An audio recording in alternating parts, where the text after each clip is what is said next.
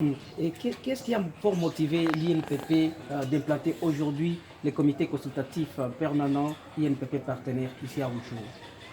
Ce qui nous a motivés, c'est d'abord la loi portant organisation de la formation professionnelle en République démocratique du Congo. Voudrait assez que la formation professionnelle tire son origine des besoins de la communauté.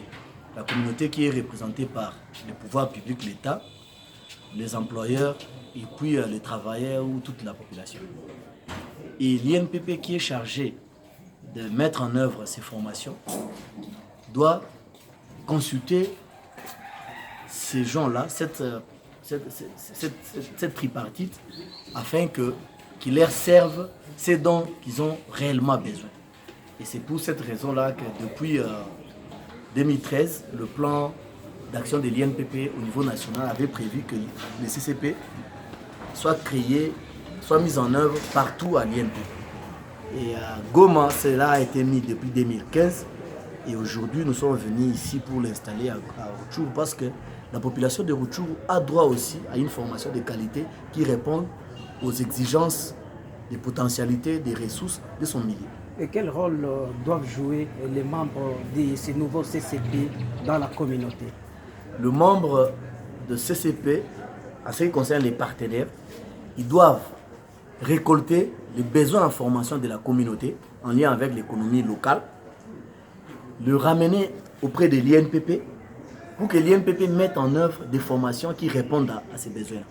Et en deuxième lieu, les membres du CCP doivent écouter l'INPP, apprécier les rapports que l'INPP va leur présenter chaque fois par rapport à la mise en œuvre des formations qu'ils ont demandées à l'INPP et apporter des recommandations, des améliorations.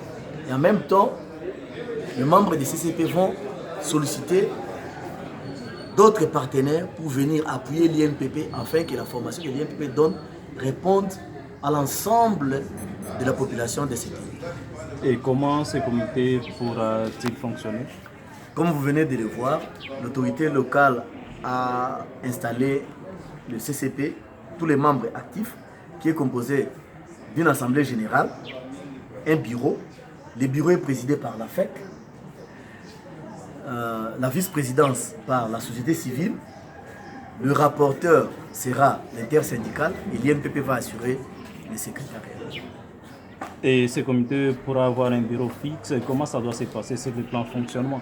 Le siège du CCP Rutshuru sera au sein de l'INPP Rutshuru. Régulièrement, ils doivent se réunir comment? Le CCP Rutshuru va se réunir conformément au règlement d'ordre d'intérêt du CCP et à son guide d'organisation. Il y aura 3 plénières de manière ordinaire chaque année, à la première quinzaine du mois de février, à la première quinzaine du mois de juillet et à la dernière quinzaine du mois d'octobre. Ça, c'est en session ordinaire. Mais il peut y avoir aussi d'autres sessions extraordinaires ou activités que l'INPP ou le comité va décider d'organiser. Et le message que vous lancez à tous ces comités installés ce jour? De venir nous donner librement leurs avis, de nous critiquer, de nous apporter les besoins de la société et d'aller restituer à la communauté ce qu'ils ont vu, ce que l'INPP est et son rôle dans le développement socio-économique de notre pays en général et du territoire de Rutshuru en particulier. Merci pour l'exercice.